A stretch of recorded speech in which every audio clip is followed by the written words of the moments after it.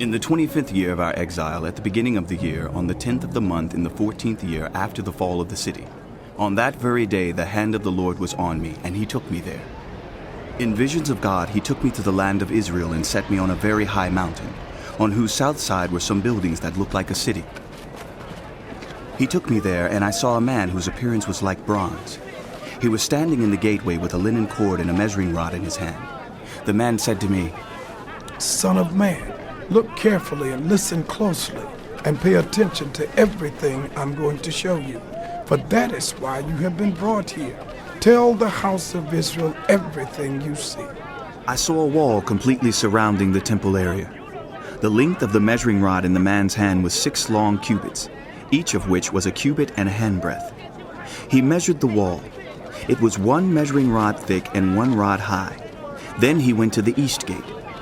He climbed its steps and measured the threshold of the gate. It was 1 rod deep. The alcoves for the guards were 1 rod long and 1 rod wide, and the projecting walls between the alcoves were 5 cubits thick. And the threshold of the gate next to the portico facing the temple was 1 rod deep. Then he measured the portico of the gateway. It was 8 cubits deep, and its jambs were 2 cubits thick.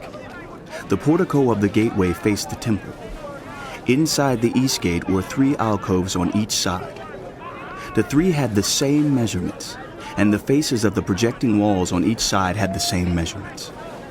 Then he measured the width of the entrance of the gateway. It was 10 cubits, and its length was 13 cubits. In front of each alcove was a wall 1 cubit high, and the alcoves were 6 cubits square. Then he measured the gateway from the top of the rear wall of one alcove to the top of the opposite one. The distance was 25 cubits from one parapet opening to the opposite one. He measured along the faces of the projecting walls all around the inside of the gateway, 60 cubits. The measurement was up to the portico facing the courtyard. The distance from the entrance of the gateway to the far end of its portico was 50 cubits.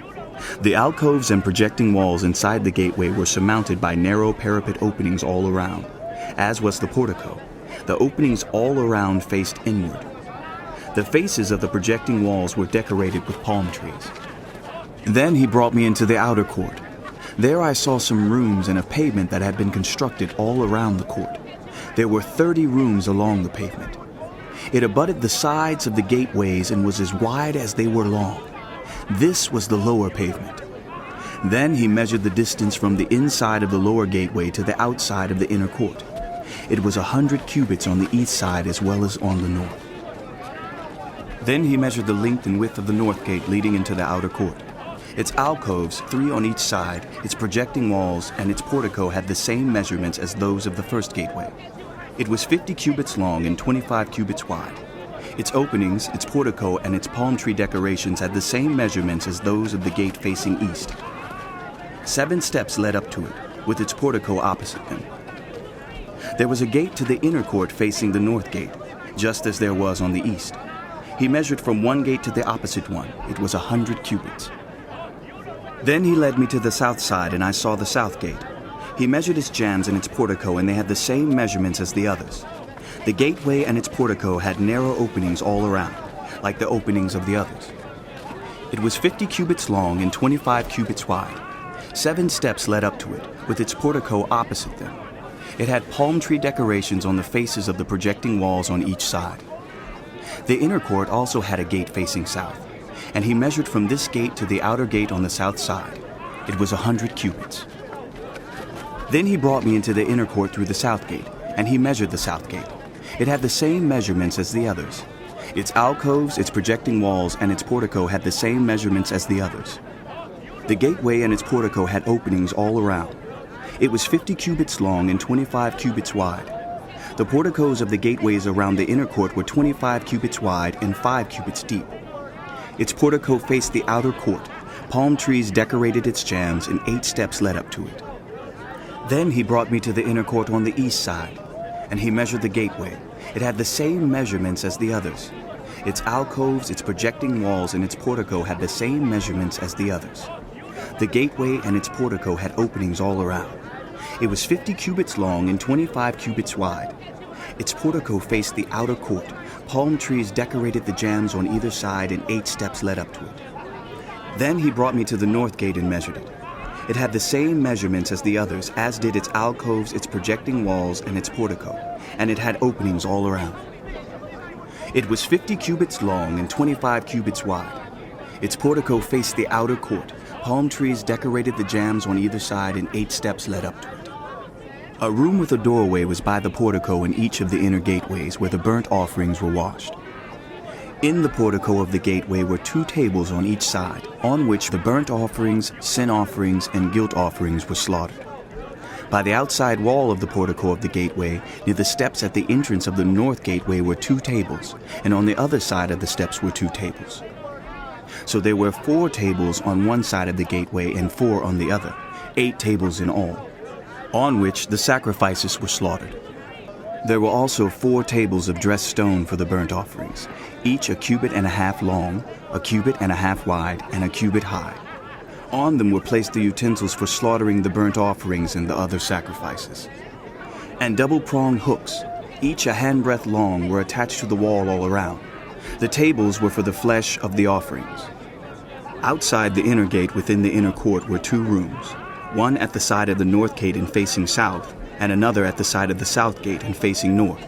He said to me, The room facing south is for the priests who guard the temple, and the room facing north is for the priests who guard the altar. These are the sons of Zadok, who are the only Levites who may draw near to the Lord to minister before him. Then he measured the court. It was square, 100 cubits long and 100 cubits wide, and the altar was in front of the temple. He brought me to the portico of the temple and measured the jambs of the portico. They were 5 cubits wide on either side. The width of the entrance was 14 cubits, and its projecting walls were 3 cubits wide on either side. The portico was 20 cubits wide, and 12 cubits from front to back. It was reached by a flight of stairs, and there were pillars on each side of the jambs. Then the man brought me to the main hall and measured the jambs. The width of the jambs was 6 cubits on each side. The entrance was 10 cubits wide, and the projecting walls on each side of it were 5 cubits wide. He also measured the main hall. It was 40 cubits long and 20 cubits wide. Then he went into the inner sanctuary and measured the jambs of the entrance. Each was 2 cubits wide.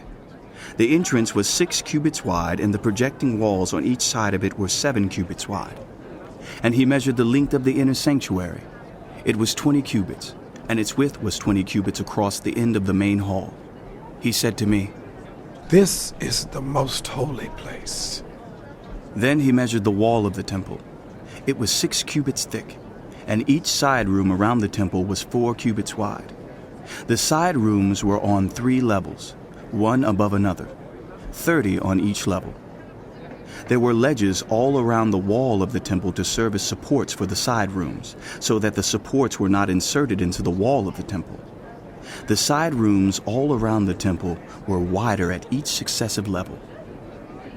The structure surrounding the temple was built in ascending stages, so that the rooms widened as one went upward. A stairway went up from the lowest floor to the top floor through the middle floor.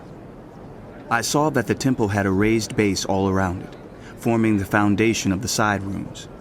It was the length of the rod, 6 long cubits. The outer wall of the side rooms was 5 cubits thick. The open area between the side rooms of the temple and the priest's rooms was 20 cubits wide all around the temple. There were entrances to the side rooms from the open area, one on the north and another on the south, and the base adjoining the open area was 5 cubits wide all around. The building facing the temple courtyard on the west side was 70 cubits wide. The wall of the building was 5 cubits thick all around, and its length was 90 cubits. Then he measured the temple. It was 100 cubits long, and the temple courtyard and the building with its walls were also 100 cubits long. The width of the temple courtyard on the east, including the front of the temple, was 100 cubits. Then he measured the length of the building facing the courtyard at the rear of the temple. Including its galleries on each side, it was 100 cubits. The main hall, the inner sanctuary, and the portico facing the court, as well as the thresholds and the narrow windows and galleries around the 3 of them. Everything beyond and including the threshold was covered with wood. The floor, the wall up to the windows, and the windows were covered. In the space above the outside of the entrance to the inner sanctuary, and on the walls at regular intervals all around the inner and outer sanctuary, were carved cherubim and palm trees. Palm trees alternated with cherubim. Each cherub had two faces, the face of a human being toward the palm tree on one side, and the face of a lion toward the palm tree on the other. They were carved all around the whole temple. From the floor to the area above the entrance, cherubim and palm trees were carved on the wall of the main hall. The main hall had a rectangular doorframe, and the one at the front of the most holy place was similar. There was a wooden altar 3 cubits high and 2 cubits square. Its corners, its base, and its sides were of wood. The man said to me, "This is the table that is before the Lord." Both the main hall and the most holy place had double doors. Each door had 2 leaves, 2 hinged leaves for each door. And on the doors of the main hall were carved cherubim and palm trees like those carved on the walls, and there was a wooden overhang on the front of the portico. On the side walls of the portico were narrow windows with palm trees carved on each side. The side rooms of the temple also had overhangs. Then the man led me northward into the outer court and brought me to the rooms opposite the temple courtyard and opposite the outer wall on the north side. The building whose door faced north was 100 cubits long and 50 cubits wide. Both in the section 20 cubits from the inner court and in the section opposite the pavement of the outer court, gallery faced gallery at the 3 levels. In front of the rooms was an inner passageway 10 cubits wide and 100 cubits long. Their doors were on the north. Now the upper rooms were narrower, for the galleries took more space from them than the rooms on the lower and middle floors of the building. The rooms on the top floor had no pillars as the courts had, so they were smaller in the floor space than those on the lower and middle floors. There was an outer wall parallel to the rooms in the outer court. It extended in front of the rooms for 50 cubits. While the row of rooms on the side next to the outer court was 50 cubits long, the row on the side nearest the sanctuary was 100 cubits long. The lower rooms had an entrance on the east side as one enters them from the outer court. On the south side, along the length of the wall of the outer court, adjoining the temple courtyard and opposite the outer wall, were rooms with a passageway in front of them. These were like the rooms on the north. They had the same length and width with similar exits and dimensions. Similar to the doorways on the north were the doorways of the rooms on the south. There was a doorway at the beginning of the passageway that was parallel to the corresponding wall extending eastward by which one enters the rooms. Then he said to me, "The north and south rooms facing the temple courtyard are the priest rooms, where the priests who approach the Lord will eat the most holy offerings.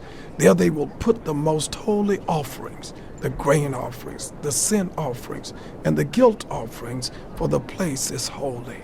Once the priests enter the holy precincts, they are not to go into the outer court until they leave behind the garments in which they minister, for these are holy. They are to put on other clothes before they go near the places that are for the people." When he had finished measuring what was inside the temple area, he led me out by the east gate and measured the area all around. He measured the east side with the measuring rod. It was 500 cubits. He measured the north side. It was 500 cubits by the measuring rod. He measured the south side. It was 500 cubits by the measuring rod. Then he turned to the west side and measured. It was 500 cubits by the measuring rod. So he measured the area on all 4 sides. It had a wall around it 500 cubits long and 500 cubits wide, to separate the holy from the common.